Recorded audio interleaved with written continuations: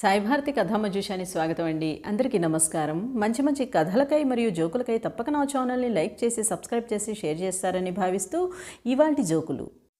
ఆఫీసులో మాస్టిట్ ఆఫీసర్గా పేరు తెచ్చుకున్న శివానందంని ఒకరోజు ఆయన కింద పనిచేసే ఉద్యోగి ధైర్యం చేసి, సార్ మీరు ఆఫీసులో మాదిరి ఇంటి దగ్గర కూడా సింహంలానే ఉంటారా అంటూ అడగగానే, స్టూపిడ్, సింహం ఎక్కడైనా సింహమేరా, కాకపోతే ఇంటి దగ్గర సింహం మీద కనకదుర్గ అమ్మవారు ఉంటారు, సింహం ఆమె వాహనం కదా అంటూ పెద్ద పెట్టు నవ్వాడు. అగ్గది మగ సింహాలంటే, అర్థమైందా మరి?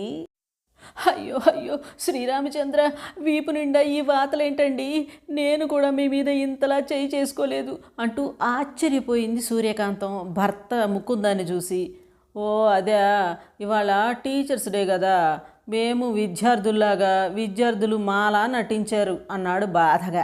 కచ్చ తీర్చుకున్నారు పిల్ల పింజరీలు, ప్రతి కుక్కకి ఓ రోజు వస్తుందంటే ఇదేనేమో సుమి. ఏదేమైనా ఇలాంటి ఆటలు ఆడకండి బాబు టీచర్లు మాస్టర్లు, వీపు విమానం మోత మోగిస్తారు మరి పిల్ల పింజరీలు, ఏమంటారు మరి? అర్ధరాత్రి హఠాత్తుగా మేల్కొన్నాడు భర్త గోపాలం. గొన్నపిల్ల లాంటి తన భార్యతో, ఏవే కాంతం, క్షణక్షణం నొప్పితో కూడిన చావు మంచిదా లేక ఠక్కున చచ్చే చావు మంచిదా అనగానే, ఠక్కున చచ్చే చావండి అంది కాంతం. అయితే ఆ రెండో కాలు కూడా వెయ్యవే, నీకు పుణ్యం ఉంటుంది అన్నాడు బాధగా. అమ్మా కాంతం గారు, ఏ జిమ్ముకో బొమ్ముకో వెళ్ళి కాస్త ఒళ్ళు తగ్గించుకోండమ్మా, లేకపోతే ఏదో రోజు మీ ఆయన మంచంలోనే మరణం తప్పదు మరి. అయ్యో అయ్యో, బొద్దుగా ఉన్నవారి మనోభావాలు దెబ్బతింటే క్షమించండి మరి. ఎన్నాళ్ళ నుంచో పెళ్ళికారి ప్రసాద్కి ఎట్టకేలకు పెళ్లి కుదిరింది. పెళ్ళినాడు పిచ్చి ప్రసాద్ ఒంటరిగా మండపంలో కూర్చుని పిచ్చి చూపులు చూస్తున్నాడు.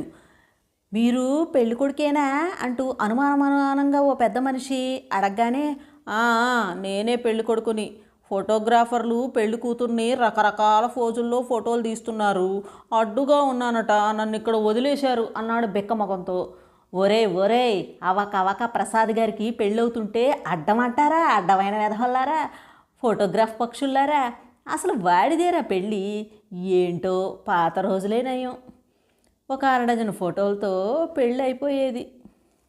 ఇప్పుడు చూడండి, నుంచుంటే ఫోటో, కూర్చుంటే ఫోటో, అసలు పెళ్లి కొడుకు లేకుండానే పెళ్లి కూతురిని ప్రత్యేకంగా ఫోటో, ఏంటో ఈ పిచ్చి.